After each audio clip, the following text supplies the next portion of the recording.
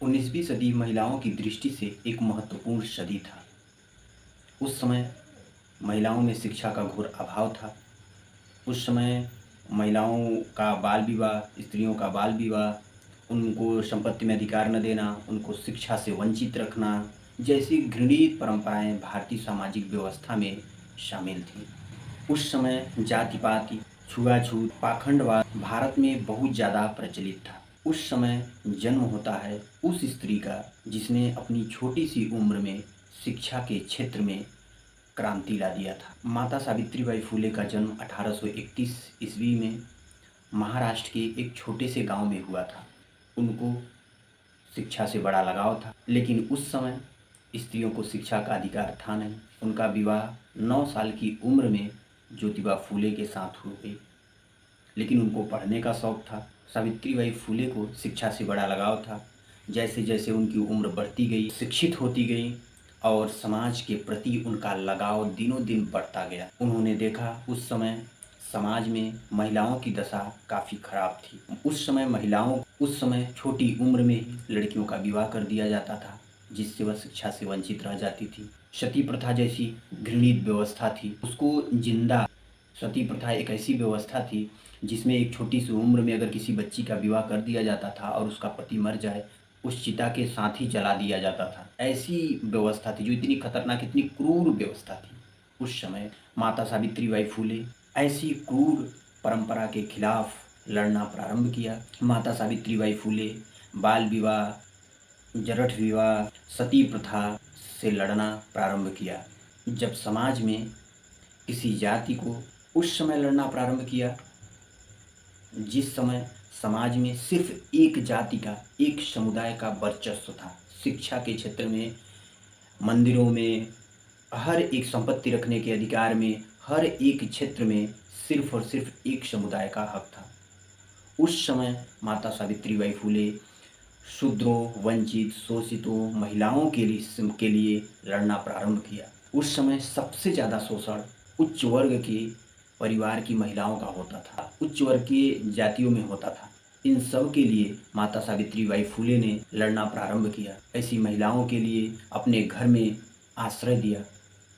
उन्होंने अपने घर के सामने बोर्ड लगा दिया कि जो भी महिला ऐसी परिस्थिति में है वो हमारे यहाँ आए, प्रसव करे, उसको हम लोग गुप्त रखेंगे। और महिलाओं को घर घर जा जाकर जागृत किया। माता सावित्रीबाई ने सोचा, अगर इन स्त्रियों को इनसे लड़ना सिखाना है तो सबसे पहले इनको शिक्षित करना पड़ेगा। अगर ये महिलाएं शिक्षित नहीं होंगी, ये शूद्र, वंचित, शोषित अगर शिक्षित नहीं होंगे तो यह समाज की घृणित व्यवस्थाओं को समझ नहीं पाएंगे और ये समाज की ऐसी घृणित व्यवस्था से निकल नहीं पाएंगे। इसलिए माता सावित्रीबाई फुले ने इनके लिए स्कूल खोला, जिसमें स्त्रियों को, शूद्रों को, आदिवासियों को, वंचित शोषित लोगों को पढ़ाना प्रारंभ किया। माता सावित्रीबाई फुले दलित बस्तियों में, शूद्रों के बस्तियों में, घर घर, गांव गांव जाकर के महिलाओं को, शूद्रों को, वंचित शोषितों को समझाना प्रारंभ किया, बताना प्रारंभ किया, उनको उनके हक के लिए लड़ना सिखाया। एक ऐसी स्त्री थी माता सावित्रीबाई फुले, लेकिन आज इतिहास में उनको लोग दबाना चाहा। यह काम सावित्रीबाई उस समय कर रही थी जिस समय शूद्रों को लोग देखना भी नहीं चाहते थे। उनकी परछाई से लोगों का धर्म नष्ट होता था। शूद्रों को कोई इंसान नहीं समझता था। अगर वो मंदिर में चले जाएं तो उनको मारा पीटा जाता था। इतना तक कि अगर वो मंत्र का जाप सुन लें और अगर मंत्रों को सुन लें, मंत्र का जाप करें तो उनको उनके कानों में शीशा पिघला के डाल दिया जाता था।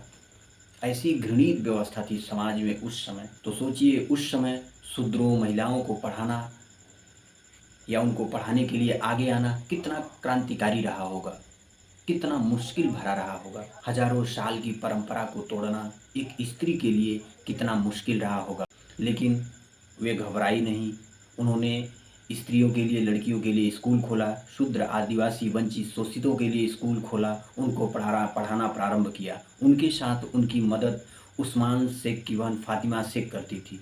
फातिमा शेख को इतिहास में कहीं जगह भी नहीं मिला, जो आज से 150-200 साल पहले माता सावित्रीबाई फुले के साथ शूद्र, वंचित, शोषित महिलाओं को शिक्षा देने का काम किया था।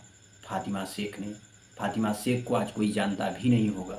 माता सावित्रीबाई फुले ने उस समय शिक्षा के क्षेत्र में ऐसी क्रांति लाई कि हजारों साल के धर्मशास्त्रों की धज्जियां उड़ा दी थी।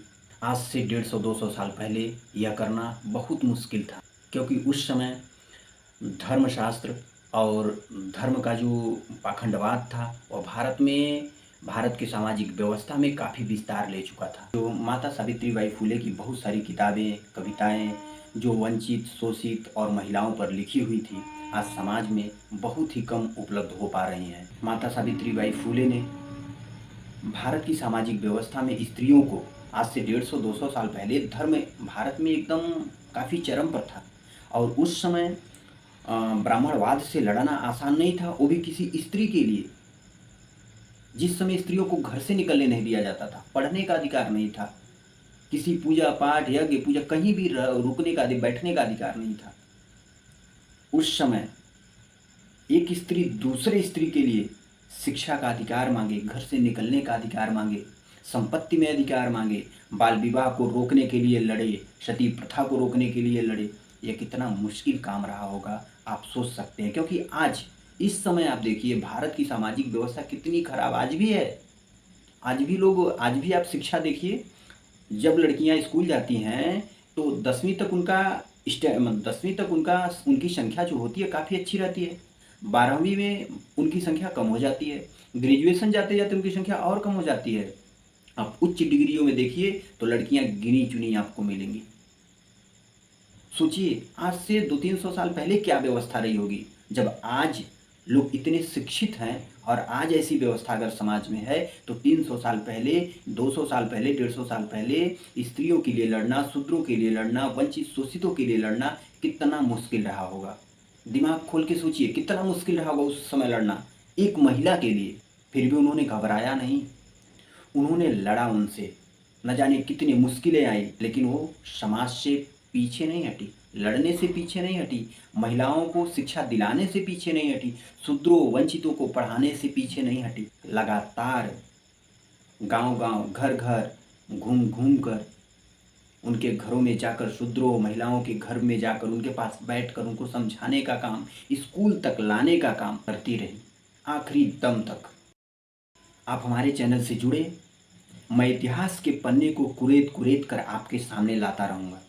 अगर आप ऐसे वीडियो में इंटरेस्ट रखते हैं, देश की सामाजिक व्यवस्था का इतिहास जानना चाहते हैं, हजारों साल से जो परंपरा और आज तक है, ऐसी चीज़ों को अगर हैं तो आप हमारे चैनल से ज़रूर जुड़िए।